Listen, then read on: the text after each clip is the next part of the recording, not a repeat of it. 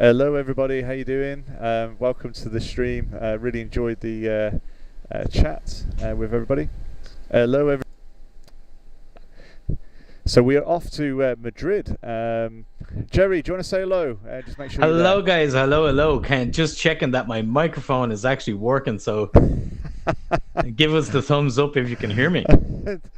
No winding up. I know what you guys are like, but then again we didn't believe you when a few of you said that his mic wasn't working, and it was actually being truthful. So let me just I'm just trying to get the 2 seconds. Let me just go and get the chat up so that I can chat to everybody that's on the live stream. 2 seconds. Sure. I have the chat up here now at the moment.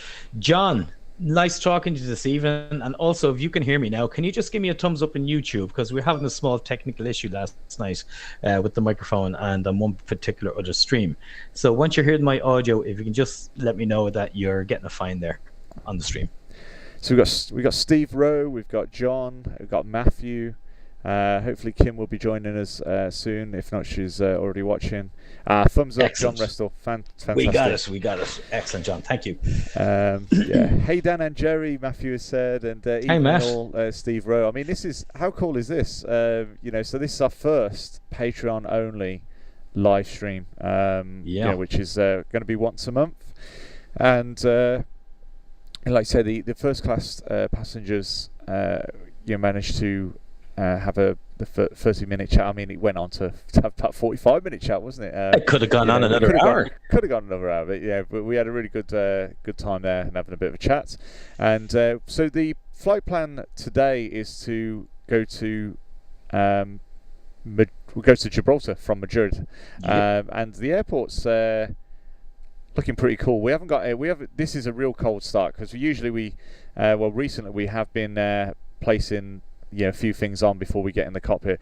Are you connected at all, Joe? Well, are you on your controls? Are you connected? Do you know? I am indeed. Okay, so let me get the external power on. So I'm just going to call that truck over. And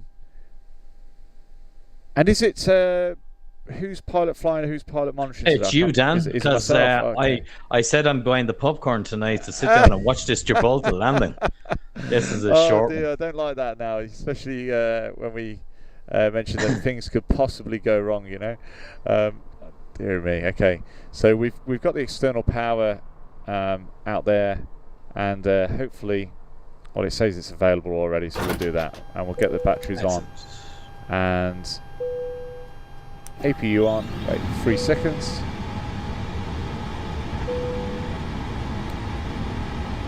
See, that's auto on. Turn those lights up as well. Crew oxygen supply, ADRS is on. It's actually quite nice this evening that it's going to be a private one, because now we can actually take questions on any particular part of the flight or any particular part of the systems. Do you know what I mean? Definitely. We don't have to try and filter through everything, so that's quite good. That was strange. I've never noticed that before, actually, Jerry. There's for a small moment I could see the ADRS on battery light come on for a few seconds. Yes, that's correct. Yeah, well, it does a self-test to check that. Obviously, if the ADRS is, or we lose electrical power to the system, is that they can actually be backed up and run on batteries. I think, I haven't actually looked at the spec before, but I think it's 20 minutes that they can run on the batteries. I could be wrong there on that. But listen, I'm just going to go out and do the walk around. If you're happy with that, we'll just set up. That'd be great. Yeah, and let me know when the Jerry Cam can come and join you, and we're okay. 1 second, I'm just get the coach here and go out for 1 second. Okay, back in a minute. Okay, see you soon. So there we go. Jerry's going off out, and he's going to do the walk around for us on the stream, which is pretty cool. We're flying an Iberia aircraft today, so you'll get to see the livery there. And we're going to get Jerry connected up wirelessly as he walks outside. And okay, Dan, can you hear me? Yeah, I can hear you. Are you ready for a feed over on your okay, side? Yeah, just check 1 2. Yeah, you can hear me. Yeah, I'm just at the front of the aircraft here, so I can do the walk around if you wish. Perfect. Okay, there we go, Jerry. Your cam is now active. Okay, super. I'm just over talking to the guys there who are packing the bags. Anyway, just having a little look. So I'm starting here. I'll use this nice little control here. Basically checking the nose of the air. Oh, look, there's me and Dan up there in the front. So just checking the nose of the aircraft. Make sure the previous pilots hasn't hit any damage that they probably wouldn't notice. And John's been under a few of these before, John. So as you can see, let me just draw my track IR. So as you can see, we're just basically checking the pitos, the aerials, that kind of thing, and we're checking for any hydraulic leaks. And we'd see that as a puddle down on the ground there in front of the wheel. The tires all look in good shape. Dan, just out of curiosity, can you put on the landing light just to show them how bright the landing light is down here? Yeah, up on the landing light there. And obviously it'll take a few moments for it to sink in with the feed that we've got on Jerry's side. Yeah, that's fine. Hopefully it'll come down and you'll be able to see it in good time. And that's the taxi light as well. Taxi lights, okay. Excellent. And you can put on the nav lights too. Yeah. So that gives us a little bit of light down here. And just basically checking around the whole wheel, making sure that it looks pretty reasonable. Everything's looking pretty decent there. So let's come back out. Looking up, there's a little bit of a flicker on my door here, but that's fine. All those angle of attack probes look good. Whoa, we're going into the engine. Can't go in there. Okay, go in there. So we leaving.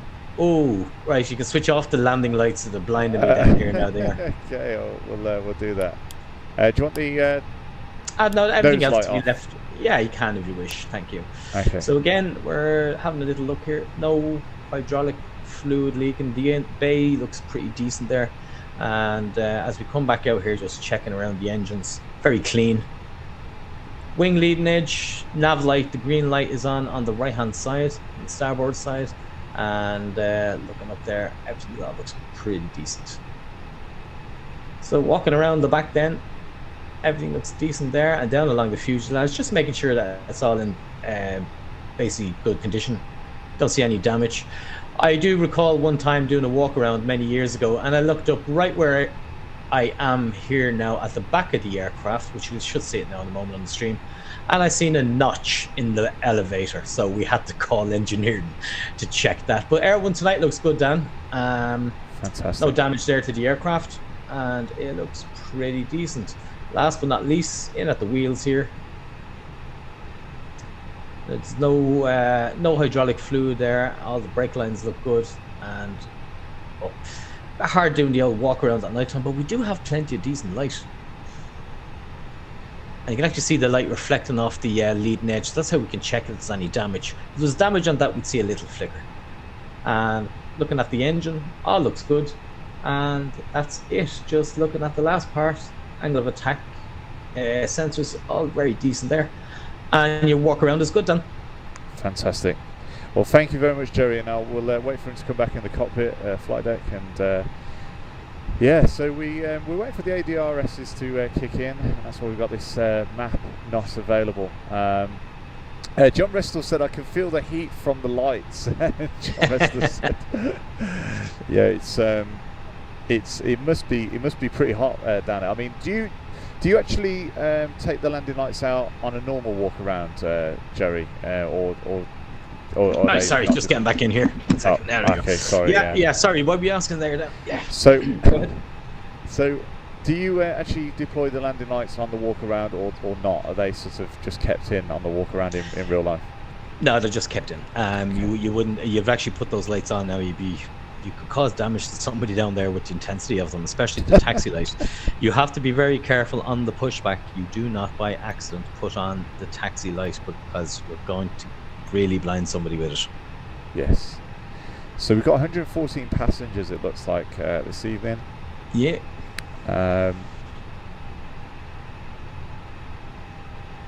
Okay, so Matthew Allen said you guys have a published flight plan which you've input, read and loaded into the flight computer. What happens if you are using something like IVAO or VATSIM and they change your approach or runway? Great question. It's an excellent question because it's real life. Go ahead. Yeah, so I mean, Jerry might be better placed to explain this, but generally on our stream, so we have a filed flight plan with the departure and recommended standard instrument departure, the SID, attached to it. But if we wanted to actually, if the ATC gave clearance and they said, actually, we don't want you to, so let's just initiate this so we can get the information into the computer. What fuel are we taking tonight then? Actually, that's a great point. So I'll start at the fuel because we don't want to be waiting for that. The passengers are boarding. So total fuel. Let's load the flight plan in. There we go. So total fuel is, okay, we got 5.3 tons of fuel. That's with including the 700 kilograms of extra fuel. And yeah, so we always round up, so 5.32, so we'll round up to 5.4. Mm-hmm. Happy with that, Jerry? Yeah, sounds great. So 5,400, and we will start that. So it's only a 2 minutes to get that fueled in. No, we're okay to answer the. We're still waiting for the passengers, so we've still got time. So yeah. Matthew, continue on Matthew's question. So let's say they give us clearance, and we're departing from Madrid here, and they actually say, I don't know. So if we look at our flight plan, and let's see what the flight plan recommends. So the flight plan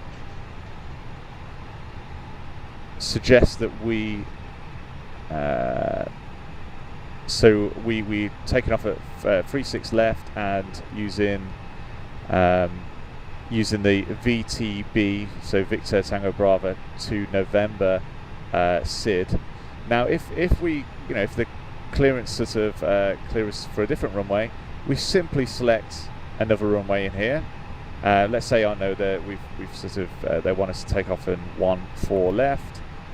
And and they say they want us to depart using the barred 3 Victor. We simply select that and insert. So actually, I mean, we can select it. There we go, and we'd insert that afterwards. And it's just, oops, actually, have I just wrecked something, Jerry? No, you're fine. You can just insert. You can do it again. You can erase that part. Erase that. Okay. Yeah. Okay. Perfect. Right. So that's how you do it essentially. Probably a little bit more polished than that, but that's how you do it. And maybe Jerry will be able to explain in real life. Is there any sort of variation to that in real life? Yeah, well, just looking at what he's asking, regards of our flight plan versus what IVAO or VATSIM. So I'm going to call that ATC. The last flight I did was out of New York, and the plan said we're taking off runway 31 left. And it ended up being 04 right. So the two runways are going in completely different directions. The bottom line is, after your departure, no matter what you do, you will get to the first point on your flight plan, or they'll start vectoring or give you headings towards it, depending on the traffic load. Now, the bottom line is, if you're on a different runway, you may burn a little bit more fuel, not too much, but we always take enough to account for something like that on the departure. And planning is one thing, real world is the other, and obviously experienced pilots are trained to interpolate, well, look, we could see the weather is actually changing potentially to the other runway, I want to take a little bit more fuel, and that is all looked after. So that's the fuel point. When it comes to the box, the flight plan that you see and the one that we publish is exactly what you would get from an airline. However, we can put whatever we wish into that box. That's just the plan. We don't have to execute the plan to perfection. It might be slightly different when we get out there. So I hope that answers the question for you. I mean, it's a great question because, I mean, for me, I was very unfamiliar with this side of things. Used to flying the small stuff in real life. And when we were doing these streams, and I wanted to find out a little bit more about the flight plan side of things, and obviously dealing with the Airbus A320. That was actually probably one of my questions. I'm pretty sure it was, how do we cope with a change of flight plan from ATC if they give clearance? So it's a very good question. Okay, so I'm just looking. Let's go and check the rest of. So we might as well go and set this up properly now. I'll confirm with Joey. So 32 left, isn't it? It'd be 36 left. 36 left, sorry. Is the departure out there, yeah. 36 left. And the SID. The VTV 2 November. VTV 2 November. And we will insert that. Okay, so that's in there now. Let's have a look at.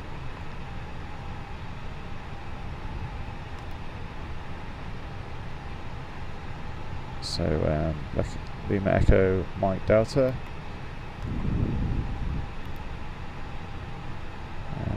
Lima Echo Mike Delta. So this gives you a bearing to the point that you put in here, which is your departure airport. And Jerry sort of informed me that you'd put this in real life, would you, Jerry? Just so that if you had to turn back, it would give you a rough idea of what the bearing would be and the distance to that point if you had to get back.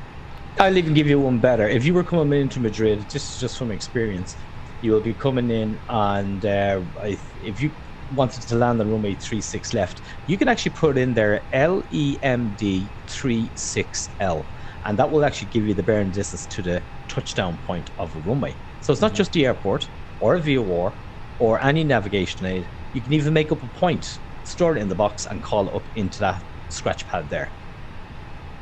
Fantastic.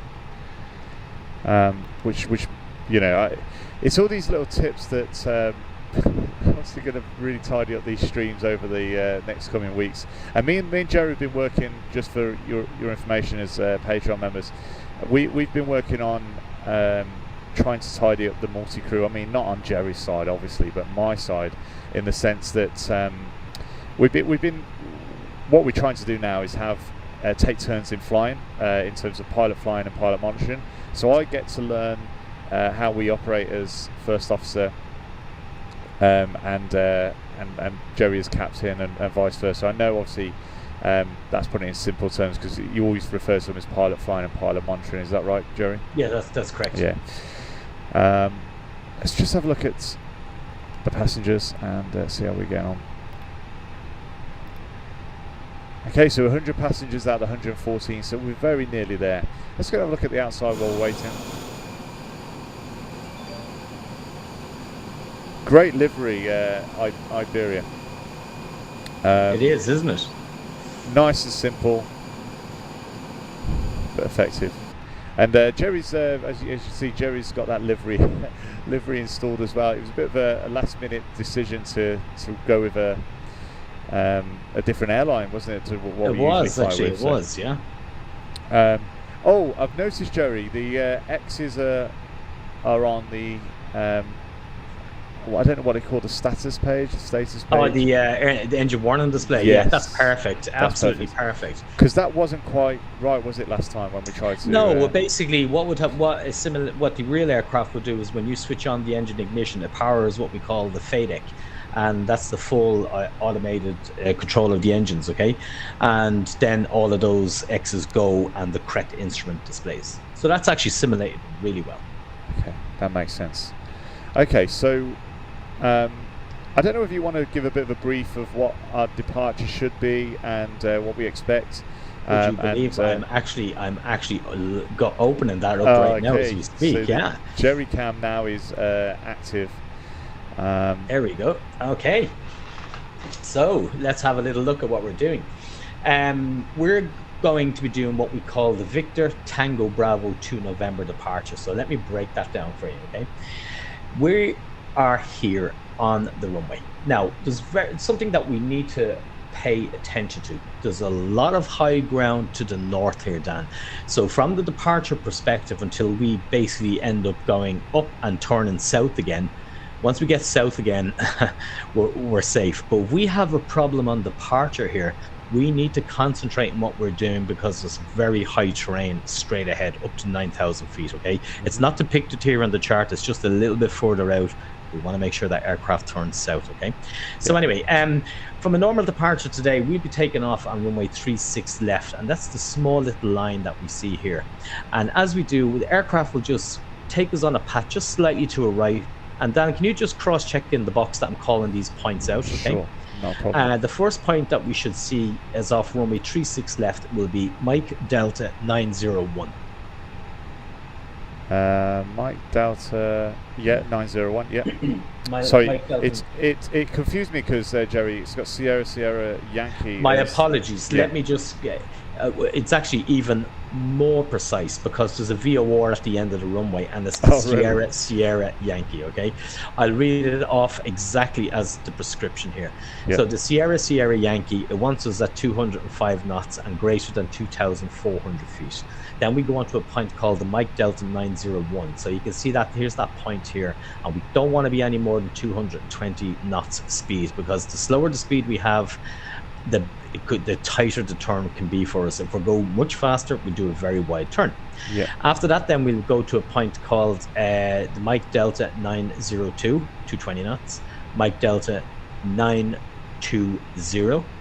Yeah. Mike Delta 049. And then we're starting to come out south to the Papa Delta Tango VOR. And then from that VOR onto Victor Tango Bravo. And Perfect. Is that in the box there, coded in the box? That is coded in the box, yeah. It's and it's got the flight levels as well. So that's excellent. So our taxiing out of here today, when we do get the runway 36 left, Dan, you're captain, so if you can check the flexes set by Eddie call 100 V1, rotate them on the engine and flight instruments. You'll call any failure affecting safety. In the event of a failure before V1, you'll call stop or go. In the event of a stop, you'll close the thrust levers and select the max reverse. I will call the spoilers if I can see them, reverse green, decel, 100 knots and 70 knots. We take no further actions till the aircraft comes to a stop on the runway, the reverses are cancelled and the parking brake is set. In the event of failure at or after V1, or if you call go, you continue to take off as normal, raise the landing gear and silence all warns, and then announce the failure. And once you're stabilized, consider the toga and consider the autopilot in. So other than that, we've talked about the departure. The threats here we've also talked about, which is the high terrain. Let's not get distracted. Obviously, me and you take this very seriously. We're not going to get distracted with a failure or anything until we're turning south. Are you happy enough with that? I'm happy with that. And just one thing with the our multi-crew side of things. So for now, I think I'll continue to call the checklist and you do the responses accordingly, even though I'm pilot monitoring. So a bit of a hybrid sort of thing tonight until we can work the other side of things out. I know we've had a good go at the me being pilot monitoring, but still need a little bit of time on that side. So so we'll continue as normal what we have been doing on the stream. Okay. So. Well, your clearance altitude is 13,000 feet. Okay, 13,000 feet. And just to note, the transition altitude on standard is 13,000 feet. So we stay at 13,000 feet until we get up past that. We don't do it at 5,000 or 6,000 like in the UK. Your flight plan discontinuity in the box can be cleared, and you can get rid of one of them Victor Tango Bravos because it's the exact same point. Yeah. And your squawk is 4222.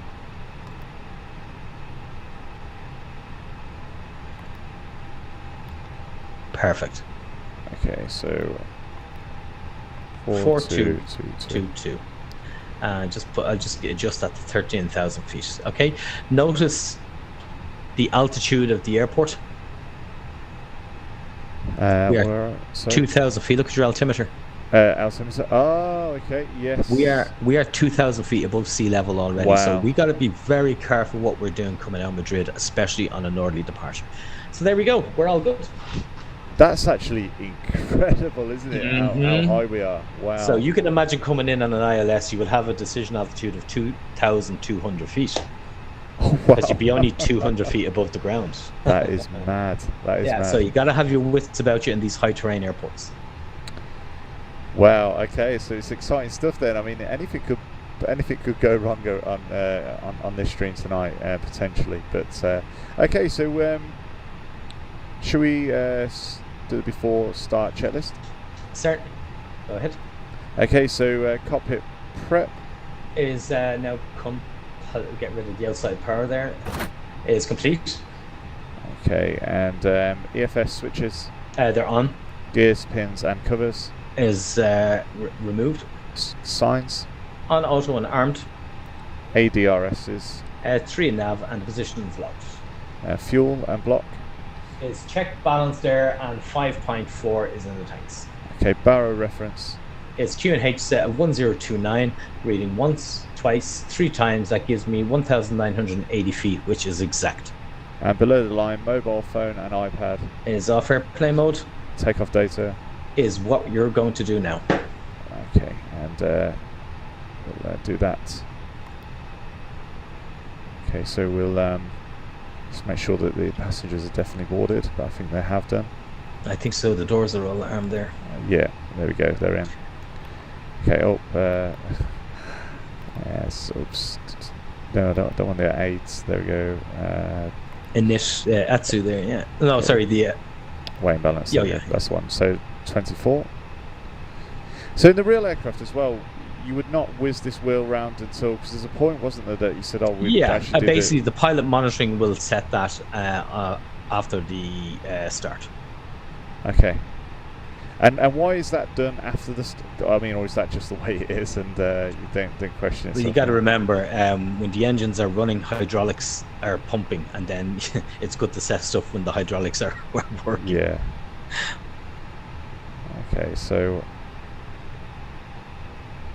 is it around sort of 0.1, 0.2 up, or around that sort of figure? Zero fuel weight CAG 24.3. So let me just double check, and that is that's about right. Yeah. Is it 0.2? Something like that? It's sorry, 0.5. 0.5, isn't it? 0.6. Yeah, I called it 0.6. Okay. Super. There we go. Just a quick one while you're doing there. Steve has asked, is there sometimes a little confusion on the route to the taxi runway, and have either of you taken the wrong route, and what could you do if you ended up taking the wrong route? Well, in the sim world, we've done that the other night, Dan. I was bringing the plates were different to what the airport was saying, and in the real world it doesn't really happen too much, because you would always get confirmation from air traffic control saying, confirm you would like me to turn left here or turn right on Delta, and so forth. So it's a nice way to say I'm lost. Yes, and there are scenarios where there's aircraft that have, misunderstood and missed their turning points, haven't they? But they're quick to pick up the quick pick up and redirect you. It's easy. It's no problem. Okay, so all right. So call for pushback, shall we? Yeah, let's do it. And Iberia 430 on stand 525. We're pushing and starting. This is ground. Stand by. We don't have the live ATC feeding in, but it's good to give them a call. So below the line, did we do below the line? Yeah, we've done below the line, Okay. So beacon is now on. Okay, clear push and start. Sorry. I do apologise. We stopped at takeoff data. So windows and doors is closed. Thrust levers is idle. ATC transponder is auto. Parking brake and accumulation. It's set. The pressure is reasonable, and the beacon is on. Okay, thank you. Sorry about that, Jerry. And you were trying to prompt me there. I know you're alright. You're okay. Okay, sir. The bypass pin is installed. All doors and hatches closed, and all ground equipment is removed. The parking brakes are set. You may lift. Parking brakes set, and they're now lifting, Jerry. Super.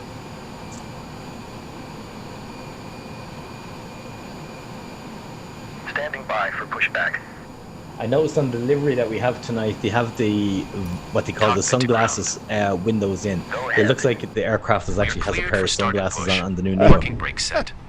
And that's the truth. That's what they call it. Like it's an extra option that you can order for your real aircraft. Yeah, okay. It's like a permanent tint. It makes you look cool. Release parking brake. And parking brake release. Parking brakes are released. And pushback. Tail to. Oh, tail to the left. To the left. Okay. Yeah. Hopefully these charts work out tonight. Unlike the last time, remember? Yes. So let's have a look at the airport.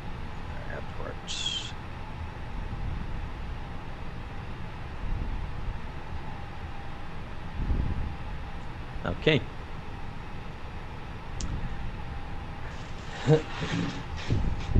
What's the weather like in Gibraltar at the moment, Jerry? Surprise. I'll get that for you now.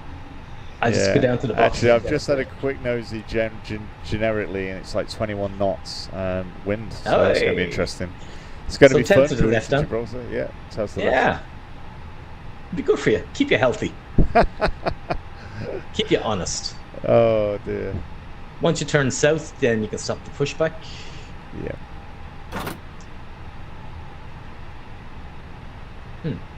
What was that? And you are clear to start engine number 1. Okay. Ignition start. Yep. Engine number 1.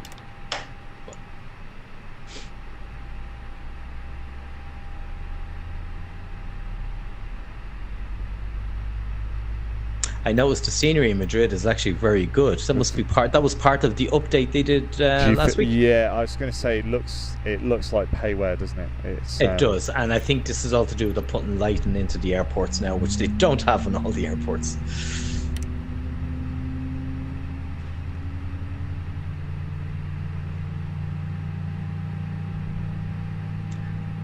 And there you go. That's your green line there to your right-hand side. Perfect. Okay, pushback completed. Please set your parking brake. Set parking brake. Brake set. Parking brake set. Parking brake set. Lowering aircraft. Lowering aircraft. Ground. Startup is complete. You may disconnect.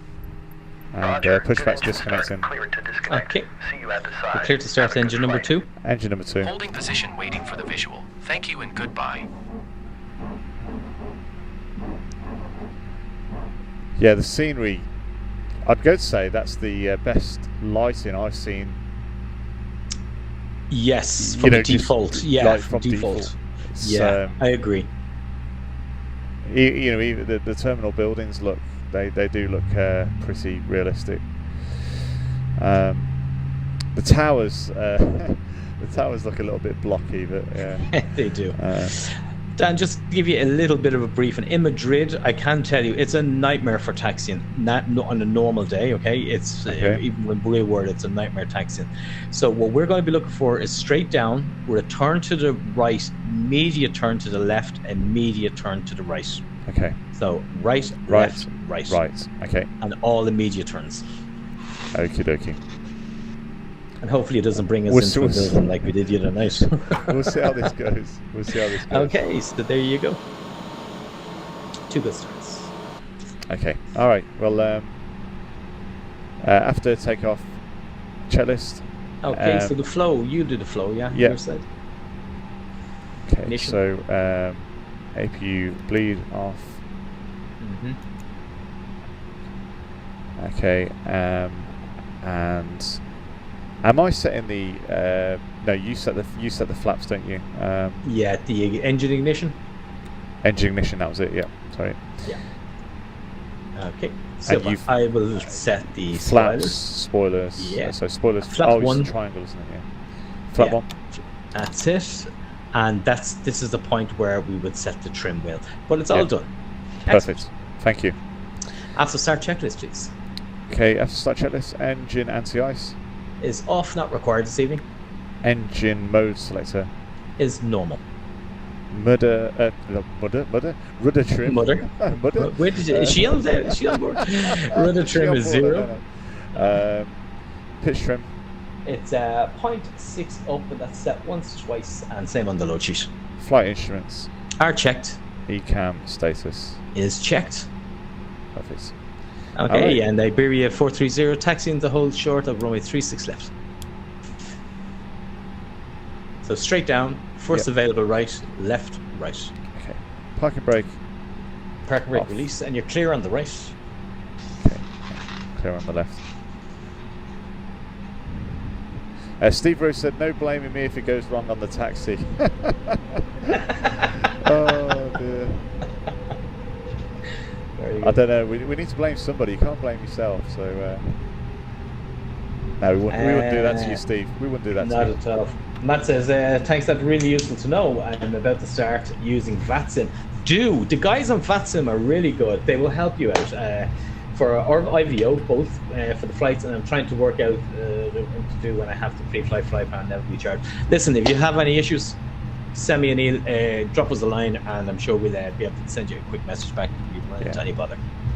I mean, in terms of the difference between IVAO and VATSIM, so we're right here. Right here. Immediate left. Immediate left and immediate right. And that's your holding point. So the difference between VATSIM and IVAO, from my experience, is that VATSIM are very, very strict in terms of what they're offering. But that means that it's very true to real life as well. IVAO were very true to real life, but they've got a little bit more of a give with and tolerance, which is really useful. Please prepare for takeoff. Which is really useful if you're just starting out. There we go. Dan, may I comment on that scenery out there? Texture on the left-hand side there. That's incredible. Yeah, it looks fantastic, doesn't it? Have you flown into Madrid? Many a time. Have you? Fantastic. That's why I'm warning you about the hills up in front. We eyes on the ground, eyes in the flight deck until we're heading south, because it's one of those kind of things we say with an accident is all the holes line up and the problem gets through. You don't want to have an issue. No, we're going to go right. We're going to turn right. Let me just double check. I believe it's right. Nice and slowly there. Yeah, right. Wow, it's incredible how many runways this place has got as well. It has two. It has two to the south there and four. Yeah. So technically, on runway 36 left is never used for landing. Oh, really? Okay. Never use it. No, the northerlies are never used for landing. And there's your holding point. Thank you very much. Before takeoff checks. Okay, parking brake set. Set. Okay, so before takeoff checklist, flight controls are checked. Briefing nav aids. It's confirmed and set for departure of runway 36 left. It's the VTB 2 November departure, and that's it. Okay, and flaps. One is planned, one is selected, and 1+F is indicating. And V speeds, flex 10. And the performance, that is 126, 127. And Toga, that gives us 83.8, and that's sensible. Okay, and ATC code is set. ECAM memo, no blue. Takeoff, no blue. Below the line. Yeah. EFS and iPad. Stowed. Cabin. Secure. PAX and APU. The PAX is on and the APU is off. TCAS is TA or A. All right, before takeoff checklist complete. Okay, we are ready to go. And Iberia 430 lining up and taking off runway 36 left. So lights and the strobes, yes. PWS, GARA, brake fans is off, camera is off, and memo is checked. It's all yours, John. Oh, John. John, who have you been flying with? I want to know. Hey, oh my God, where did that come from? I think. I can see. Do you know what? I reckon on his days off, Jerry's been having sort of flight sim affairs and going on having double streams. I think it was just we're talking to John Westwell earlier on, and that was it. He's going solo like Ronan Keating, he's going there solo. There we go. All right, okay, we're lined up. Remember, high ground to the north. Okay? High ground to the north, okay. Okay, takeoff.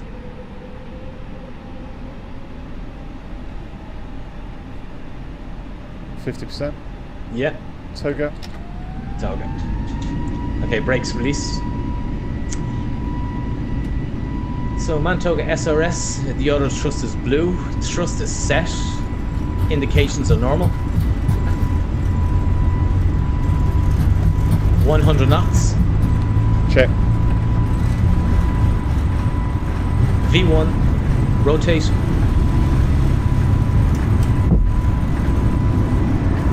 Positive climb. Gear up. Gear up.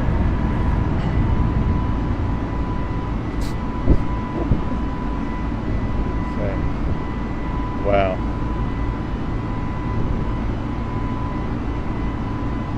The views, fantastic. I'm outside on the tail, and it's great. Okay, lever climb. Auto Auto throttle. Okay, auto throttle is engaged. Autopilot 1, please. Autopilot 1 is engaged. Okay. So after takeoff, checklist. Landing gear. Up. Actually, do you know what? We'll hold that till we clean up. Okay, that's fine. Yeah. And flaps 0, please. Wait for the S-speed, yeah? Oh, sorry, the S-speed, yeah. Is that where it goes to the S? Sorry, is it? Yes. Yeah, sorry, got you. S means it's the lowest speed. So once we're above C, S plus increasing. Okay, flap 0. Flap 0. There we go. Steve Rowe said he's only Brenda on Thursdays, Matthew. Okay, just an important note. Can you call out your FMA, the autopilot? So it should be thrust climb. What's the next one over? Yeah, thrust climb, nav, and then alt in blue, and AP1. Perfect. That's the most important one. There is nav. The computer is going to navigate the plan that we have in there, and that's the most important thing there. Excellent. I'm just going to go direct to the point that's just in front. There's a tidies up on my side. You should see no difference. There it is. Perfect. Okay, after takeoff checklist. Landing gear. Landing gear. Up. Flaps. Retracted. Packs. On. APU. APU is off. And bar reference. Is set once, set twice, and set 3 times. Checks. The point to note for everybody looking in, and for yourself, Dan, when we go past 10,000 feet, we accelerate the aircraft up to its current climb or cruise speed. Notice we're still at 220 knots at this moment in time, because we're still heading generally in a northerly direction, and we don't want to be accelerating the aircraft towards high ground until we get turned all the way back around again. Very important that makes sense. Stay on it. Oh, absolutely. And especially at night, you can't really see that high ground either, can you? So no, you can't. You see the sort of shadows of it a little bit. But, so you're clear to climb flight level 310. 310.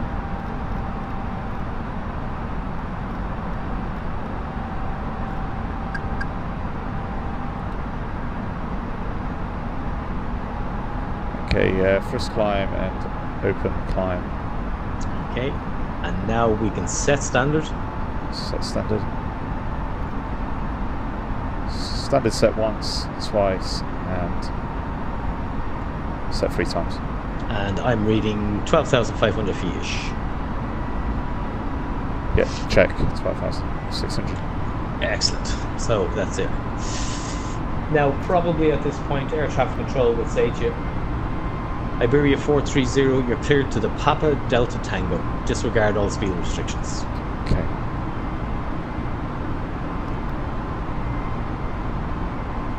So cleared direct to Papa Delta Tango? Papa Delta Tango. Okay.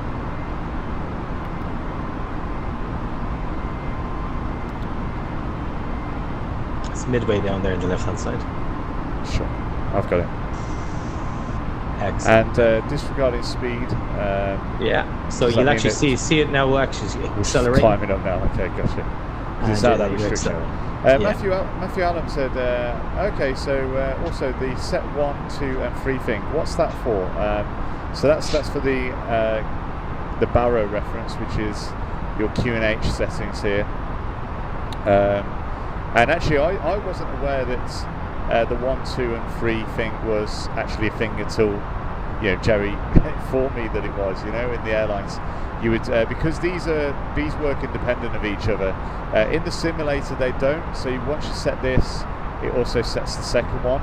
But in the real life flight deck, and correct me if I'm wrong, Jerry, they're independent. So you have to set them manually. So you'd set that one, you'd set that one, and you also set your backup altimeter there. Absolutely. Those 3, basically the information there relates to the altitude or the height that we're at. we have an independent set of instruments on the outside of the aircraft that shows Dan's side, another independent set showing my side, and then a backup set showing in the middle. So we actually see the three of them are plugged into those three instruments that can give us an altitude. We can lose any one of them individually and use the backup. So I hope that helps. So there we go. An autopilot, then AP pilot, then co-pilot. So you're setting the individual barrel references, and it's all about backups, isn't it, Jerry? If one goes, that's right. down, And just out of interest, Jerry, because you may have answered this to me offline or whatever, but if the barrel reference failed on the captain's side, did you say that there was a way of transferring that indication over into your PFD from the first officer's question. barrel reference? Excellent question. So let me see, can I set up a little, this is not unsafe by any means. I'm going to go back to the standby in the middle, okay? So if everybody keeps an eye on this, I'm going to select that back to a reference, right? So what's the QNH it's reading there, Dan? QNH it's reading is 948. Okay, and what's the altitude now that it's passing on the middle standby? Okay, so the altitude it's passing is 17,200 or 300 feet now. And it's different to your one there, your primary. Have a look at your primary. Yeah, if you have a look at the primary, it's actually 20,800 feet. So there's a difference there, So I have that set differently. Now, let's say yours went and something went wrong with your altimeter and you couldn't read the height. I can pipe the information from that standby into yours, and let me do that now for you. Below the middle screens, there's 4 switches there. Okay, there's one called air data, and if I flick that to captain side, they're always saying which way do you want to put the standby stuff. Do you want to feed it into the captain side? Do you want to feed it into the first officers?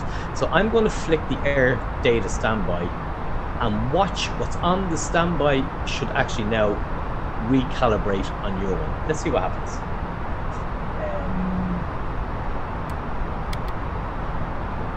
Now, does your altimeter read the same as the standby, or are they still different? They're still different, so I'm guessing that's not modelled. So it's not modelled, but it should now. You should be able to pipe that information up. So it's not modelled, but that's how we can do it. And how about? So I suppose in some ways it will always be the standby that you'd use as the one to get the correct information. You'd never need to pipe the first officer's barrow reference directly over, we need 2 independent. Like if I'm reading one and he's reading the same one and there's an error on that, we're not going to spot it. So a standby one, maybe it's just different procedures and policies that Airbus would say this is the way to do it and we want you to follow that procedure, so just go with it, that makes sense. So Matthew Aloma said you can easily switch between barrow types.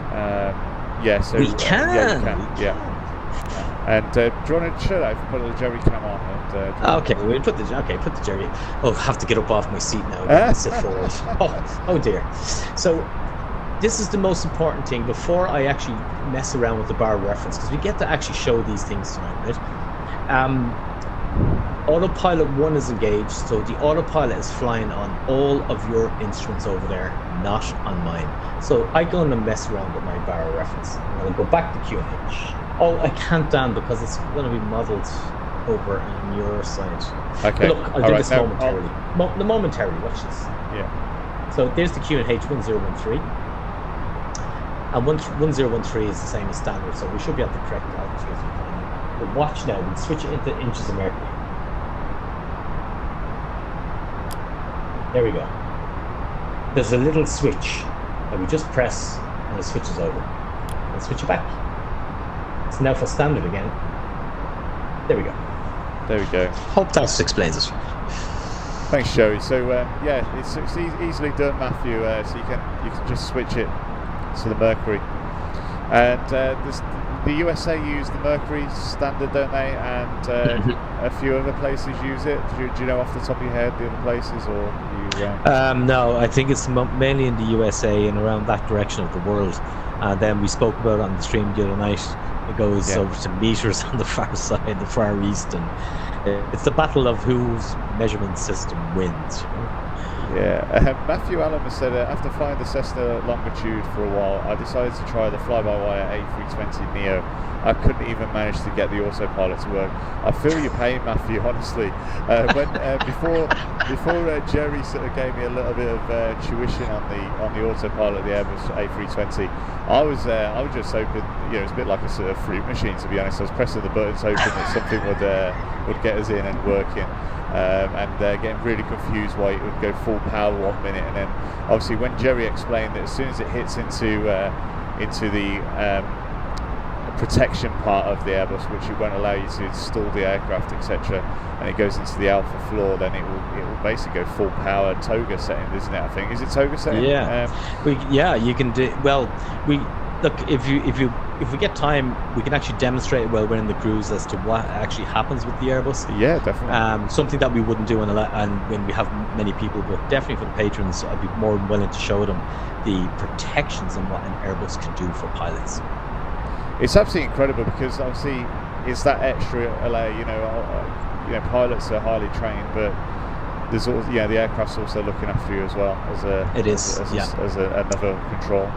But what I will show later on, regards of the speed protections, Boeing aircraft don't have this. So what do they just basically?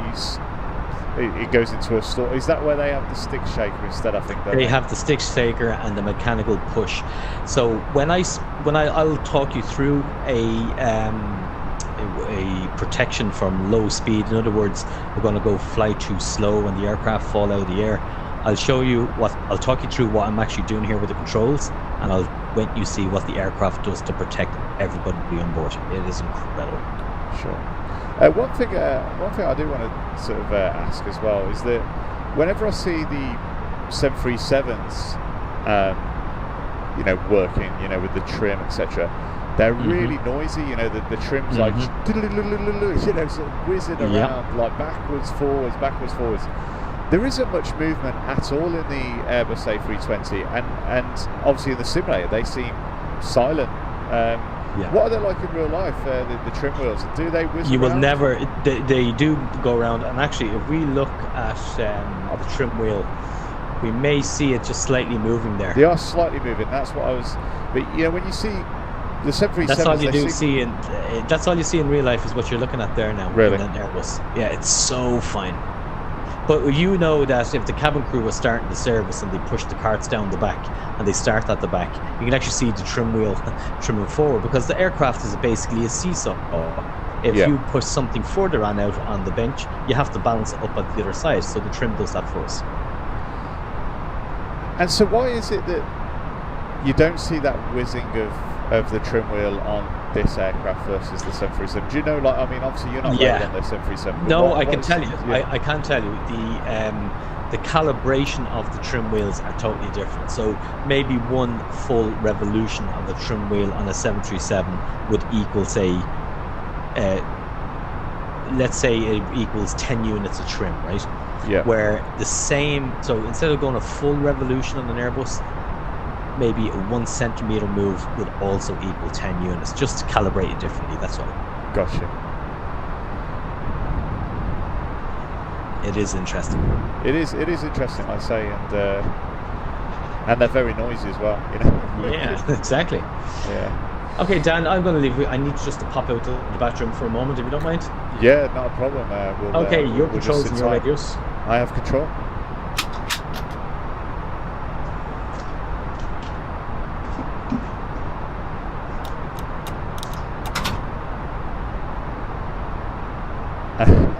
So it's a marker of when your coffee is coming by the trim. That's a good point, Steve. We might even hear Jerry goes to the loo in the back, again in the Airbus. So I do appreciate, by the way, I just want to say, all the Patreon members that are watching this evening. I just want to say thank you for the support on the channel. It really does mean a lot. And you know, if it's just nice having a basically extended community of you know, of people that can share the posts and like say the videos, pre-released videos, etc. with you. I hope has everyone seen the Hong Kong Kai Tak video yet? That got sort of released yesterday. I don't know if you've had a chance to watch that, but the graphics in 4K resolution, it's absolutely incredible. No, thank you. Come back. There we go. So we are doing good. Now is a great time for any questions that people might have. You can certainly time to answer them. We are 200 miles away. We have great shape, Dan. Great shape. I don't think you flushed the chain actually, because I've just heard the toilet go after you've come back in. So maybe one of the cabin crew or someone's gone in after you. I don't know. We're going to have to get the engineer to look at that when we get on the ground. Oh dear. That was awesome. So Matthew Allen said that was awesome with the Kai Tak video. Can't believe that was actually a thing. Yes. Oh my God, the checkerboard approach. I mean, that's given many a pilot a short lifespan. I'd imagine, you know, you sort of get used to it to a degree, but I don't think you can't be fully comfortable with that approach, can you? You know, every time it's literally, you're scooting over the top of the buildings, and then you're taking a last minute turn. It's crazy, absolutely crazy. Steve Rose asked, is that the old airport before they built the new island? Yeah, that is correct. So that was the old Hong Kong airport, and it used to be, I think it started out as a military airport, like a lot of the international airports that around the world started out as. It was a military airport. And I think, was it 98 that it closed, Jerry, or 95? I can't remember. I'm not sure, but they built a fantastic airport out on the reclaimed land. It's called Takeoff, I believe. Takeoff. Okay. And I've been in, the airport is sinking something like 2 centimeters a year because it's all reclaimed land, but I think it's settled now and stopped. Maybe somebody else can have a bit more up-to-date information on that. John Restall said, I don't do toilets. I think, John, that's the apprentice. What happened there? What was that? Okay, so it's an overspeed. Okay, something's just changed there. Okay, autopilot's disconnected. That sounds right there. Now, what's after happening? My speed's reading 290. Okay, 290. So it's after coming down there to that's very unusual now for the barber's pole to be there. I don't know, that was just a bug or something within the software. There's nothing in the flight there that is causing. Engaging autopilot again then. Yeah, that's right. That's a software bug there. Okay. It's just a software bug. I had a feeling it was Jerry putting a shocker onto me, you know? Sorry, I see what it is. I see exactly what it is, Dan. I see exactly what's after causing it. Really? If you look up at the wind went instantly. It is a software thing, right? It didn't gradually change. It was coming from the right hand side at 10 knots, but the software just instantly put up our tail at 62 knots, and that's why it was no speed. Yeah. So it's a software thing. You would never get that in real life. So we disregard that one. Would the occasions that autopilot would be knocked out would probably be turbulence? Oh yeah, right? if it goes into the speed, the barber's pole, it will be knocked out. Yeah. See, if you look at the speed tape, I see that, and it's going up and down, and but see there's a green equal sign on the left hand side of that bottom of the red speed tape, the barber's pole. Yeah. If you go past that, the airplane will start protecting itself. Speaking of which, do you want me to give a small demonstration on the speed for the patrons as to what this aircraft can do? Let's do that. And what I'll do, I'll zoom into the PFD on my side so that you can talk and decide what's happening. Okay. So, first and foremost, we're in the cruise here, and what you see up here, and it's also repeated down below the speed tape. So if you can just focus on the speed tape now. What's down below there is also more of those red and black little markers say, don't go too fast, don't go too slow. So let's show you what happens when a plane flies too slow on an Airbus. So can you just give me control then? Yeah, sure. Okay. What I'm going to do now is disconnect the auto thrust. So auto thrust is now disconnected. Okay. We have thrust lock, and I'm going to close the thrust levers. Now, if you're afraid of flying, this is certainly not going to do you any favors here.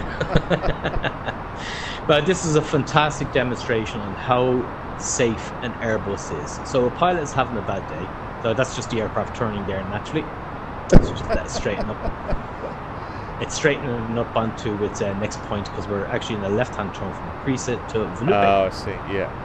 Okay, so I've just basically closed the thrust levers and we're letting the speed come all the way back. And I'm going to help it a little bit with the speed brake. Put up the speed brake. And we can see it coming back a bit. Now,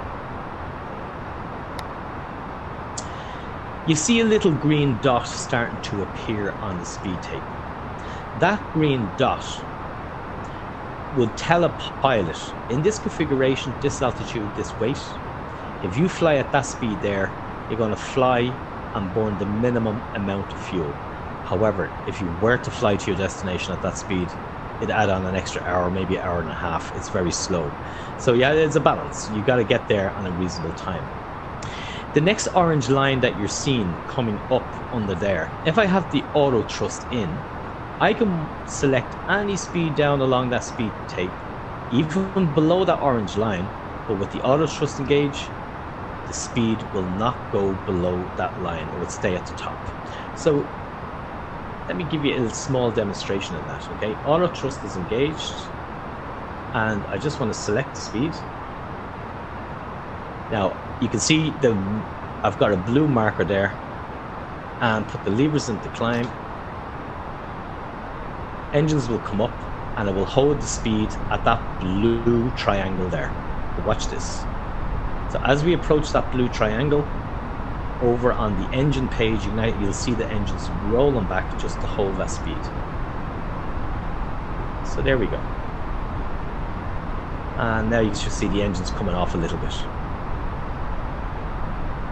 So now I'm going to roll that speed way down below that protection there, right? So now look where I'm selecting all the way down there. The fact that the auto thrust is engaged, wait you see how far back it will allow me to go. Just to the top of that orange line.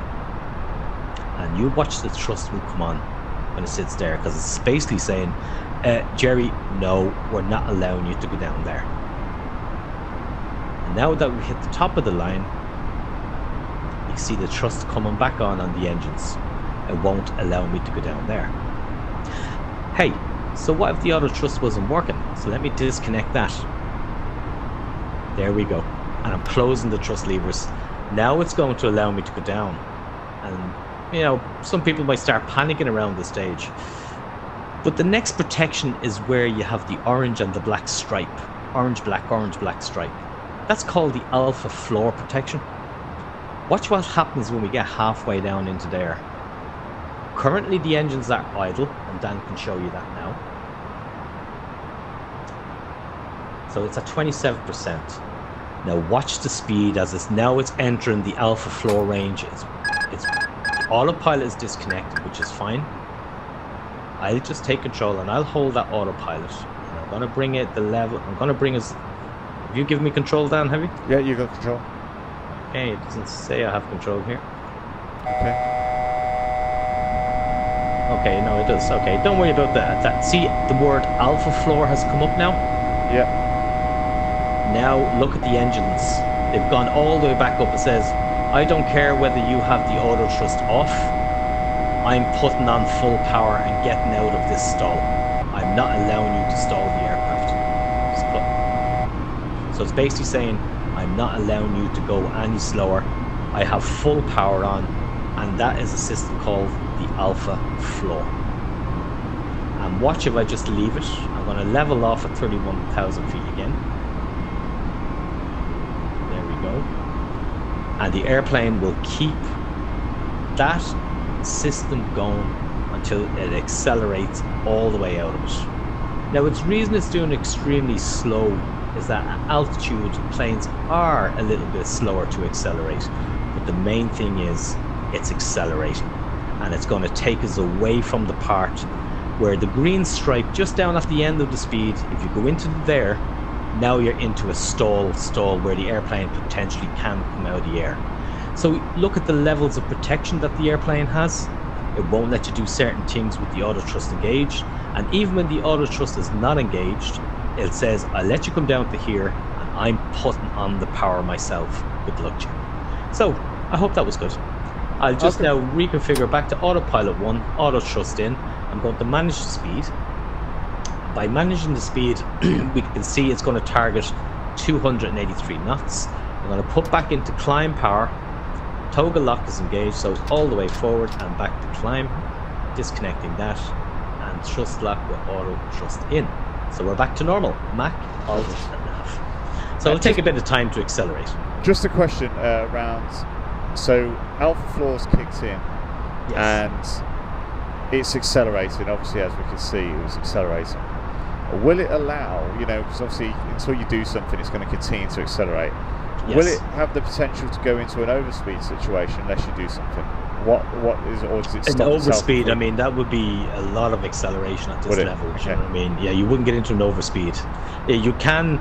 There's another level where if you can actually disconnect alpha floor and make sure it never comes back on again. But when you get down to the top of the red that we've seen on the speed tape and pull right back to try and stall the airplane will put its nose forward a little bit and say, I'll give you your maximum angle that just before the stall, but I'm not allowing you to stall. And it'll start descending at that angle very slowly, but it won't allow you to stall. It's an absolute incredible aircraft, really, isn't it? The sort of things that it's put in place.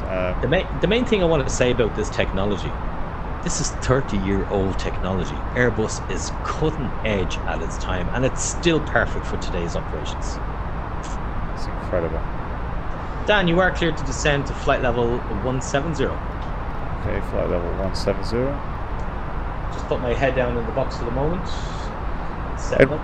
And we're going into Gibraltar. Have you flown into Gibraltar yourself? No. So that's one for your tick list then at the airline. See if you can transfer on the flights one day. Dan, it's telling us there's no arrivals to Gibraltar. Sorry, there's no runway available in Gibraltar. Now, there's a good reason for that. Okay, so let me go up to the plates. We have to manually tune this in. Now, this would be an unusual situation. If Gibraltar is not in the box, don't forget, every airline doesn't have every airport in the box.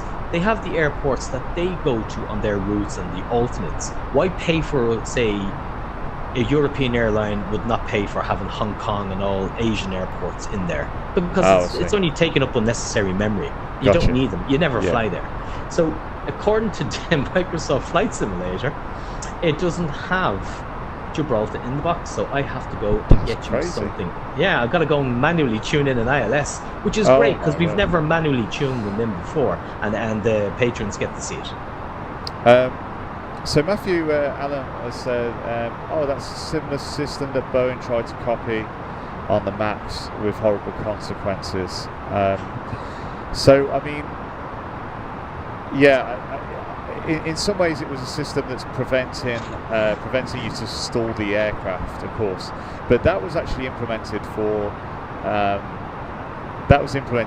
to assist pilots with the different weight and balance the aircraft had with the bigger engines that would then draw closer to the body of the aircraft, I believe, and then that changed the centre of gravity. But yeah, it was an aid to help the pilots sort of have more control. If the aircraft seemed to be a too great an angle of attack. What went wrong there was and you probably already know this, but there was only one indicator on that aircraft. Yeah. There was is it a vane? They call them a vane. Angle of attack sensor. Yeah. Yeah. So angle of attack sensor on the one side of the aircraft, and it didn't have a backup for it. So once that had failed, then the instrument was overreading or underreading, and it was trying to correct it. Of course, And I think there was two sort of problems there. The other one was I don't think it was 100% clear about how to override the system properly. But they've actually been, it's been adjusted. There's been obviously a massive investigation into that, and the outcome will be that it should be a lot safer going forward. But yeah. Well, if I have a personal comment on that situation, and my personal comment and my own personal assessment would be what they designed versus safety. I would say the word that I would describe it would be criminal from a pilot's perspective. That's all. And I heard many a pilot describe it that way. It should have never been designed that way. No. And I think that the problem around this was the fact that the second one, because they did have it built in the planes that they could have a second backup system, but it was an optional extra. Yeah. Where it shouldn't have been given as an optional extra, in my opinion, of course. With every great advancement, there's always, or any changes to the industry, there's always that grey area. I mean, look at the past of aircraft that were doing something that was slightly different out of the box. But like I said, it's been grounded for a long time, so hopefully they've sorted out a lot of these problems now. Well, Dan, I've got some news for you. Yep. And surprise, surprise, there is no ILS, there is no instrument approach to this airport. But they do have what they call an X or A approach. Now, anybody who's looking in may have heard this before. It's a talk down. Have you ever done one of these before? No. Okay, so what it is, air travel, you get yourself your aircraft configured for final approach, and it's the radar. Think of your ILS, but it's voice, and the radar control will basically say, okay, you turn left 3 degrees, that's great, hold on track, hold on descent, increase your descent angle, 700 feet a minute. They're actually telling you what to do. Wow. So there's a variation of that. That's what you're facing tonight. And just so I know, there is an ILS in real life, isn't there, in Gibraltar? Not according to these plates, it's not. Not according to this. That's why it's not even on the software in the box. Do you know what I mean? Yeah. So I'm looking at the chart, and it's an SRA approach, surveillance radar approach. Yeah. Great. That's interesting, isn't it? Yeah. So what I'll do is when you get fully configured, right? Yeah. I'll turn into ATC and try and emulate what they do. Yeah. It's a nice clear night though, so we have got a little bit of clouds on the horizon. But I've just called for some weather for you now, so let's see what's fantastic. I'm gonna have a look outside while we do that. Yay.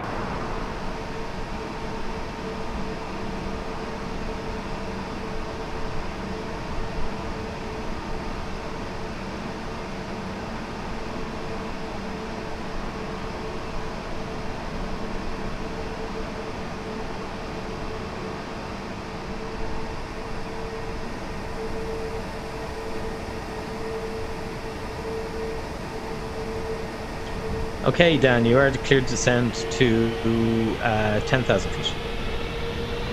10,000 feet? Yeah.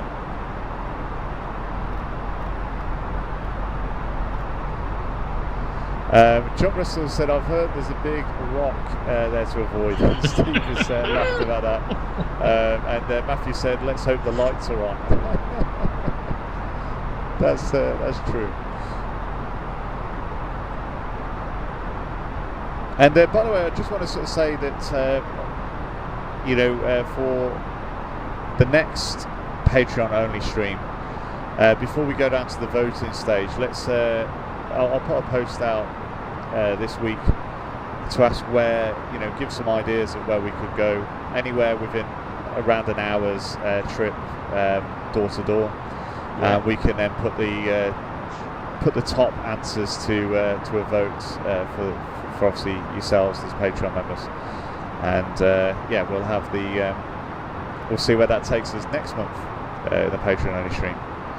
Should be fantastic.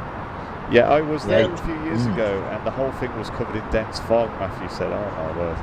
I just had to draw my attention to something here. I was looking at the temperature and the dew point temperature. So the temperature in Gibraltar is 15, and the dew point is 12. So if there's any clouds around, you would get them at about 1,500 feet, and it actually says they're scattered at 1,500 feet. So how would I know that? Every time you go up 1,000 feet into the air, your temperature decreases by 2 degrees. That's correct. Yeah. So if I was to say 15 from 12, so it's 15 degrees on the ground. If I go up 1,000 feet directly over Gibraltar, it'll go to 13 degrees. And I only have to go up another 500 feet before the dew point and the temperature meet. Once they meet, that's cloud. Sure. And there it goes. It's 1,500 feet. So that gives us a good idea. It's, and it's things like that I knew about the temperature because obviously when we do the private pilots that are training and the VFR stuff, we have to learn about the temperatures and the 2 degrees change, per 1,000 feet for our calculations, with our speed calculations, etc. But they're all very marginal, I have to admit, with the altitudes we're talking as well, with the speed changes. And everywhere with the ILS. So there must be ILS at Gibraltar, but not according to Microsoft. So. Not according to Microsoft, anyway. So if you take up a heading now, once you overfly Martin VOR, take up a heading of 210. Okay.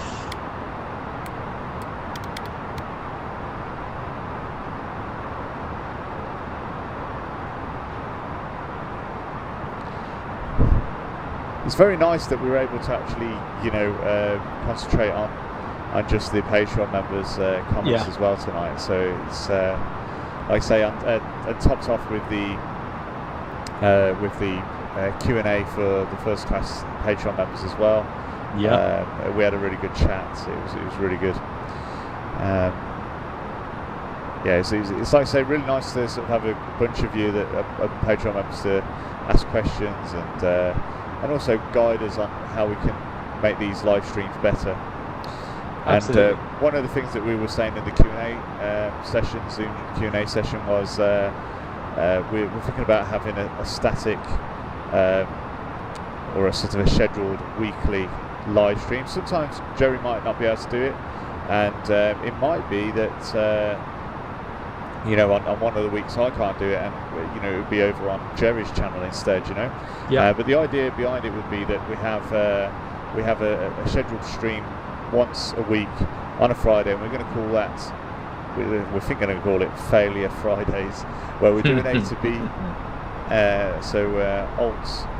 Alt star in the box, the speed. Checks and heading now 210. 210. Perfect.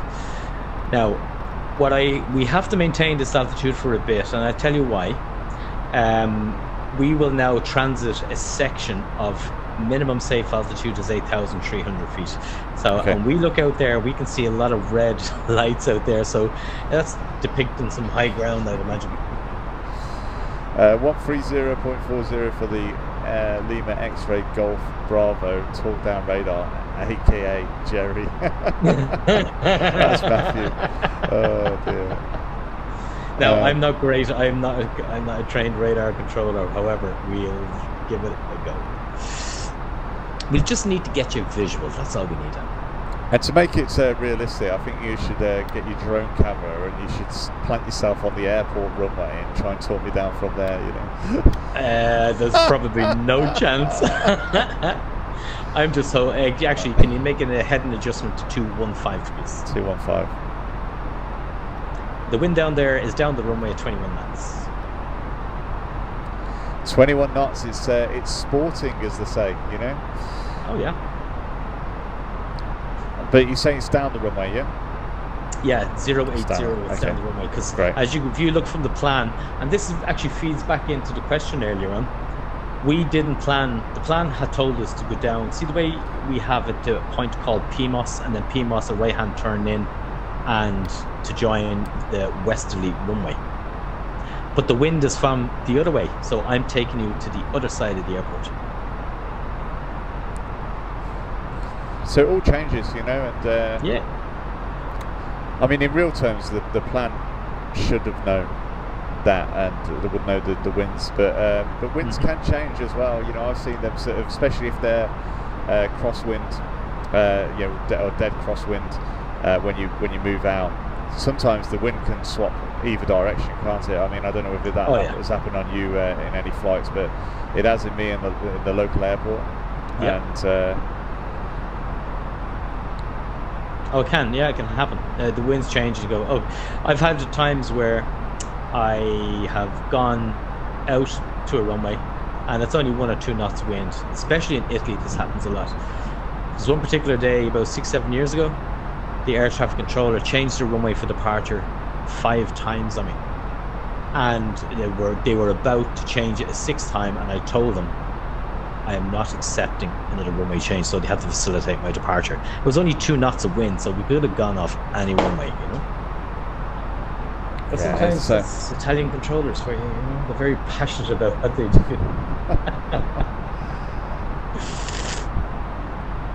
So minimum safe altitude is 8,000.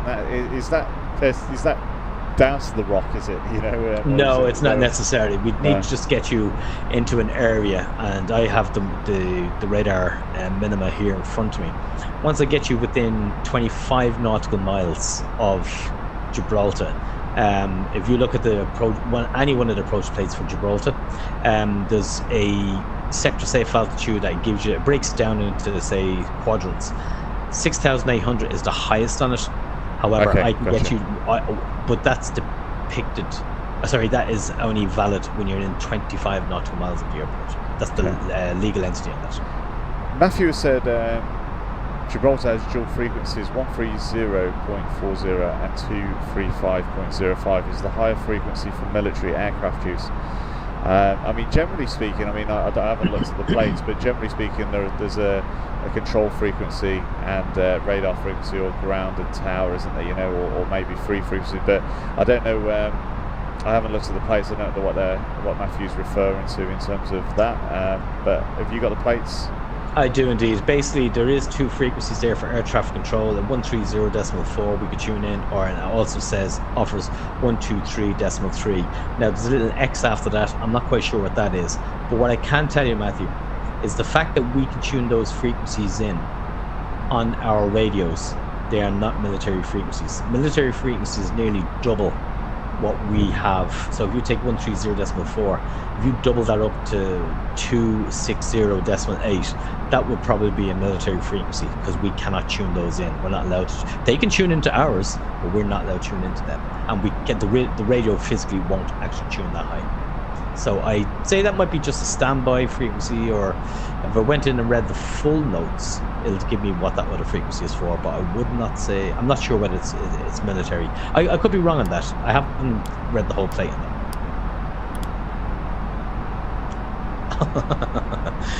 There we go. Dan just switching off the lights.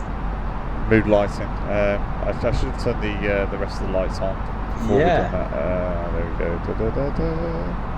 Get that up here. Dear.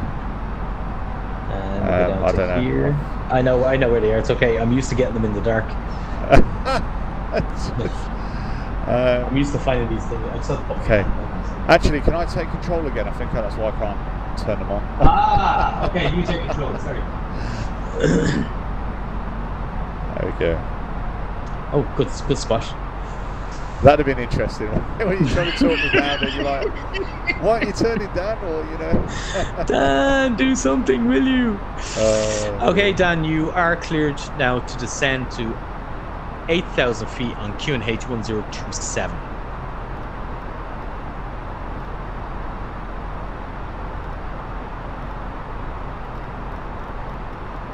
Okay, 1027 and 8,000 feet. Set. Yeah. Once, set twice, and set 3 times.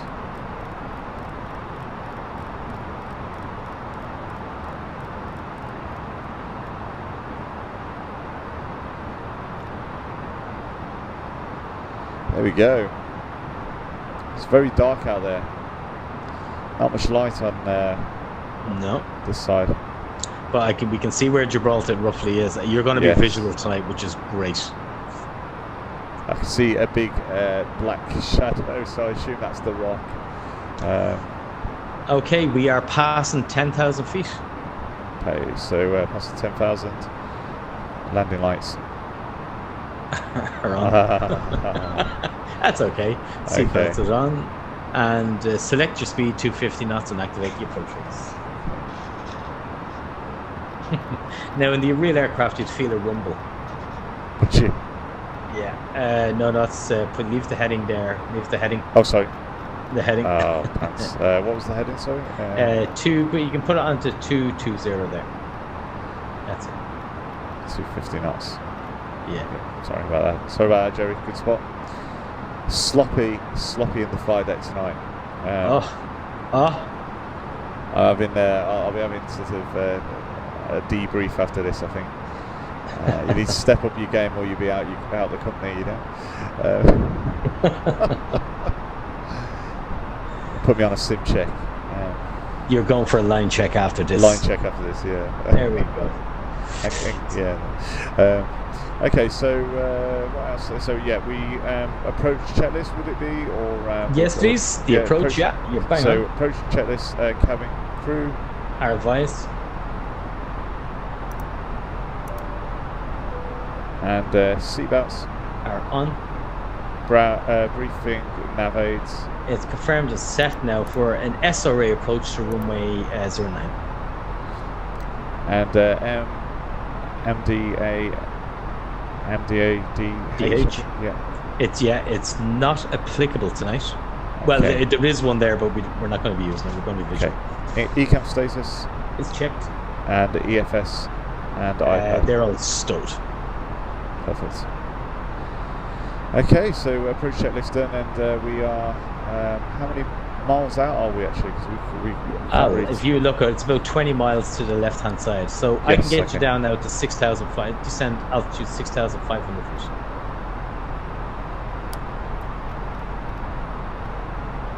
$6,500 feet. Okay. We've got throttle idle. Yeah, if you're descending, that will be correct. Oh, is that right? Okay. Yeah. All right.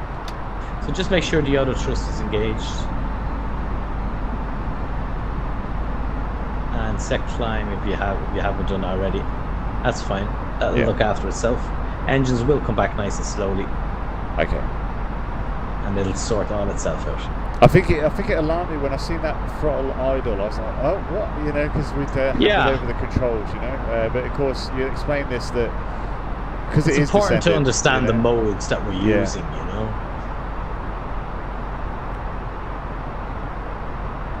Let's have a look at this map as well now. See if it's...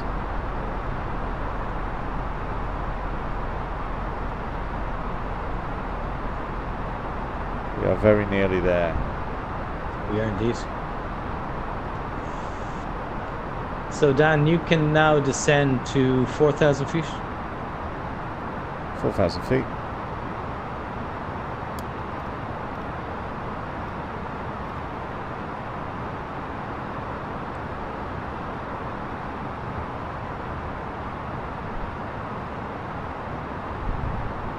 Yeah, captain's only landing. Apparently, Gibraltar is speaking to a few people that have landed there. Matthew said, "Good luck with the landing, and gents." And he said that explains it. They have one XXX.XX and two XXXX for each function: approach, tower, radar, to down. Yeah, that's the thing. The military frequencies are obviously they have to be private, and they don't have any civilian aircraft in the world fitted with a radio that can tune into a military frequency. However, it doesn't apply the other way around. They can tune into us.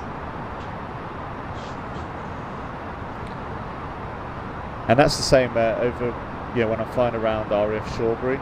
Mm-hmm. There's a lot of helicopter activity, but you can't hear the chatter, the military helicopter chatter, unless they tune into the RF Shawbury frequency just as they're coming into approach.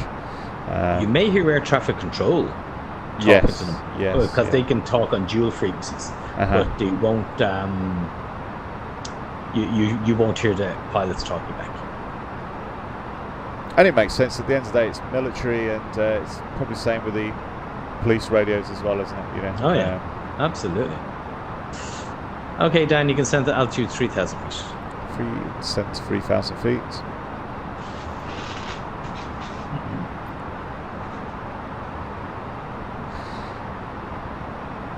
And the approach is armed, isn't it?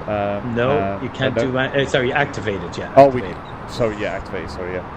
And you have no instrument tonight. We've got no, so we can't. There's no point of actually marking those as done, because we've got no aids anyway. We've got that taught down. So yeah. Okay, so now would be a good time to start thinking about slowing down the aircraft and turn left heading south. Okay.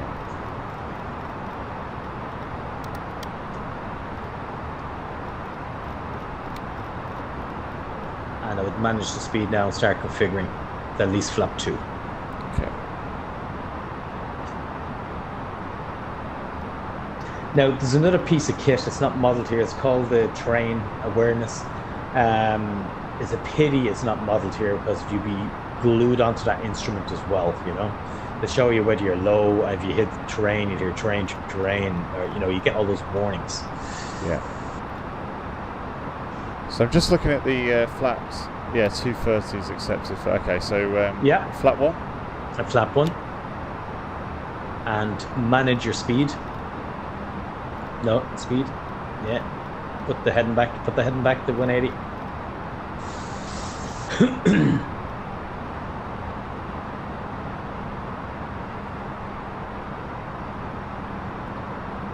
Just trying to get a visual on the I'll get you a visual now in a second. Okay.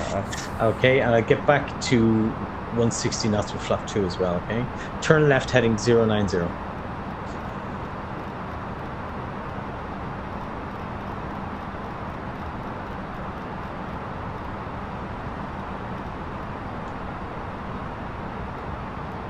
$180 knots, you say? Or 160? Okay, flap 2.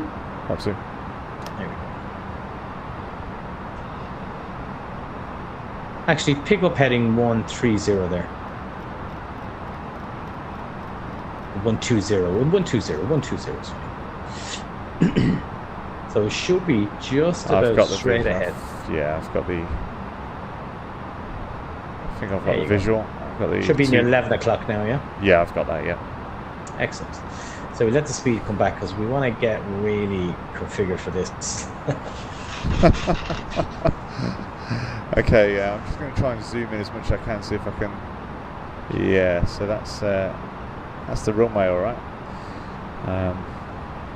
Well, if you're visual, it's all yours.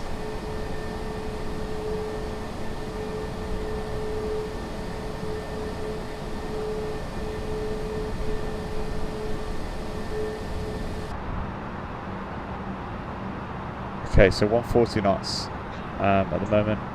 That's perfect. It'll hold the flap speed. 2,500. It'll hold the flap. Even though the speed is indicating below hand, yeah, it won't allow it to go below the flap speed. Okay.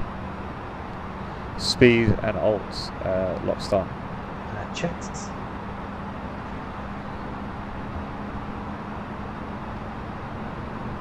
And what is it called when it's not got the alt start in and it's just the white box? Just check your speed. Check your speed. That's alright. It's yeah, correct. Sorry. It's correct. You've got the auto thrust out, do you? Well, it should be in. To be honest, it should be in.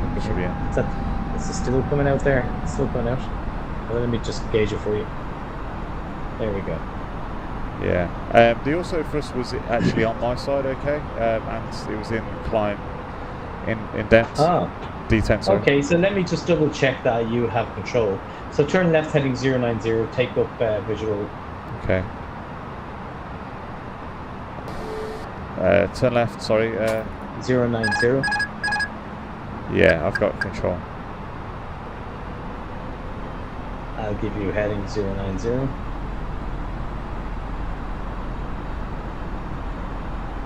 we go. Yeah, I've got control. Yeah, you have control. That's great.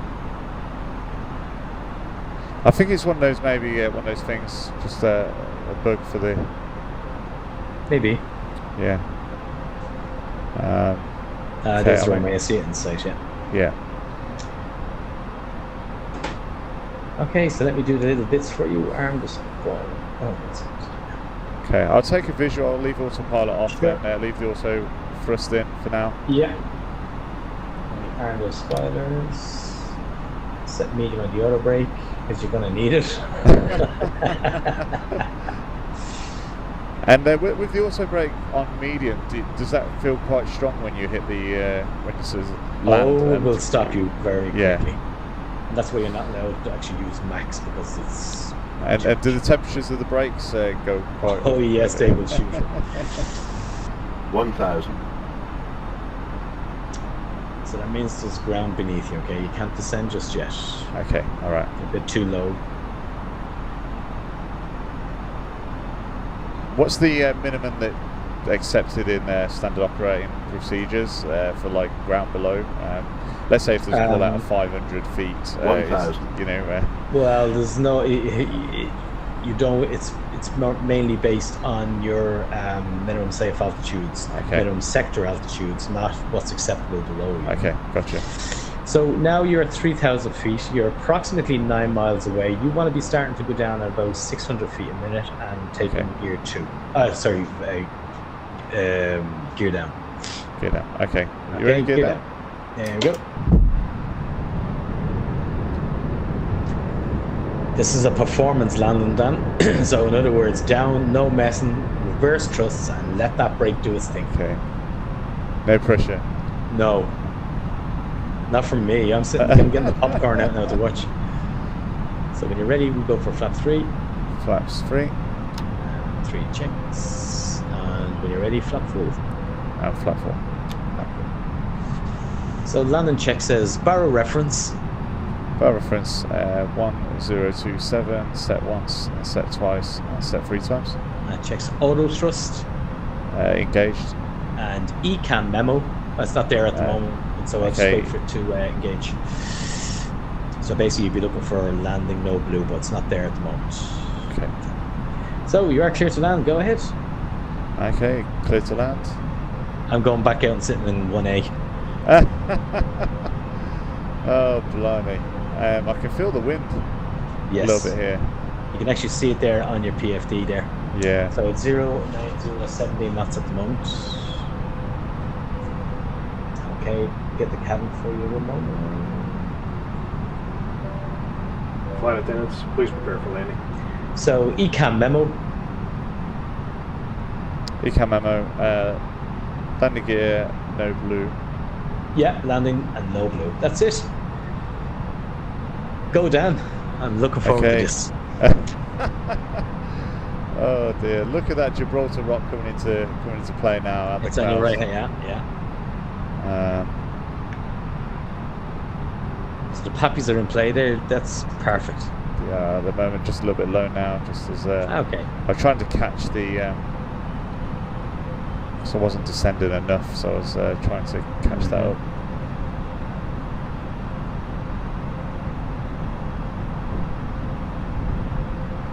So you're out over the sea now, that's just good. So you've no train issues. Okay, thank you very much. 1,000. Okay, TA only. That's perfect. That's exactly right. So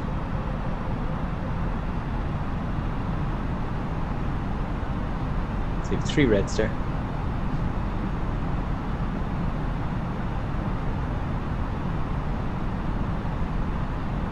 Okay, back in line.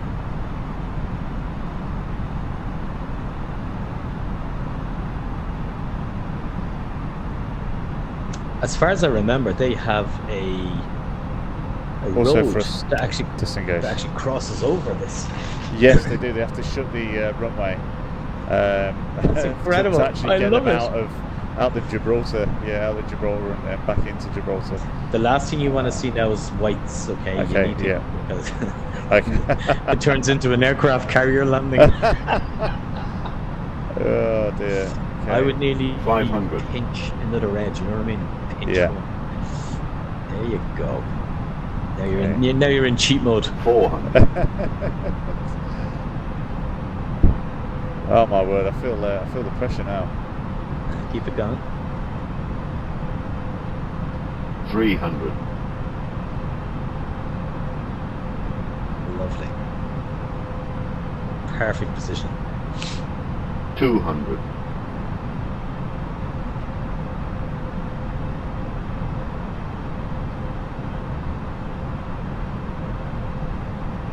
100. 50. 40. 30. 20. Retard. 10. 5. First thrust. Sweet. Oh, that's nice. There's reverse green, decel. Manual brakes. Get the brakes on. What a job. What a job. I'll give you a complimentary round of applause myself. Well done. Well done. Now, are we going off left or right? Is it? Yeah, go left. to the right. It's left. I think it's left, actually. Airport terminal, isn't it? Yeah, that's the road out to Gibraltar. Oh, yeah, we don't want to go out on the road. We go left. Okay, so we'll go left. Well, thank you ever so much for that, Jerry. Not at all. You were the one who did it. But it does mean that it's your turn next time on the next stream. Oh, no. So, okay, guys, make sure you just pick something nice and easy.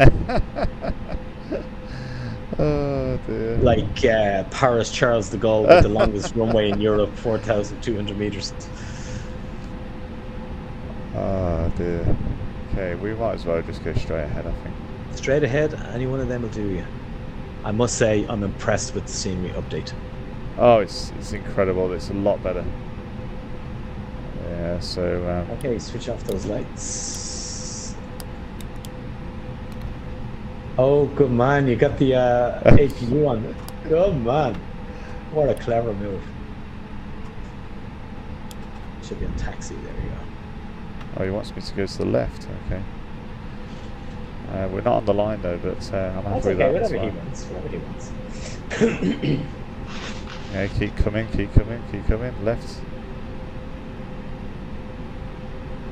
He wants me into the tug. No, I'll leave it here. All right, well, okay. Pocket brake on. Pocket brake on. And engine 2 off. Engine 2, before you do number 1, make sure your APU is on. Okay, yeah. It's not on yet. It's just firing up. No, it's not. No, it's on. APU, engine 1 off. Okay, engine 1 off. We don't want that again, do we? Okay, and there we go. Oh dear, thank you everybody. John, thank you. He said very nice. Matthew said sweet landing. Nepal, Madeira. We got some great suggestions. So yeah, I'll put a post out this week about some, just a general discussion, comment on there, and have some suggestions. And I'll put another vote on the top 3 suggestions that are on there, or maybe the ones that sort of make sense. So. Yeah, we're looking for A to B flights that are going to be around an hour long, sort of flight time. That seems to work for the best for the stream. Jerry, thanks again. We look at the scenery. Look at that scenery. It looks fantastic. I am so impressed with this update. Oh, let me just have a look here. There we go. Yeah, it's absolutely fantastic. Absolutely fantastic. But that wasn't like that until during the week. Microsoft did an update, and you notice, Dan, we're getting more lighting in the airports. Yes, it's a lot better, isn't it? Paramount, absolutely paramount. It's a lot better. See what we're doing. Is that the big rock behind you there? Yeah. That is the big rock. Look at that. Look at that. Wow. It looks incredible. I mean, the graphics are just getting better and better and better. Yeah, Matthew said thanks so much to both of you. Lots of great information tonight. Yeah, it was more chilled stream tonight, and again, it's just nice to be able to do a private stream for the business and first class Patreon members. Really do appreciate your support and continued support. And yeah, I look forward to providing some more content. And on the cards is next on the cards is a bit of a lowdown on the medical, the first class medical, class 1 medical, should I say, that I undertaken, and what was included in that, really, in a bit more detail, and the sort of things that they tested on. So I'm going to be doing a YouTube video on that, but of course giving you a week's early access on any YouTube videos like that are going to be released to the general public. Apart from the live streams, of course, will be early access for the Patreon members, as promised, as part of the deal. So, but thanks everybody again for your time and joining. We will see you soon. Probably do some landing request stuff in the week on TikTok, and some more A2B flights as well. So thanks so much, and Jerry, do you want to say bye before we listen guys, thanks very much. Really enjoyed the chat earlier on. I would encourage all the Patreon members to actually join that. It was just a lovely chat there, and thanks very much. And Dan, as I always, thank you very much for letting me be part. Yeah, no problem, Jerry, it's a pleasure. We'll see you all soon.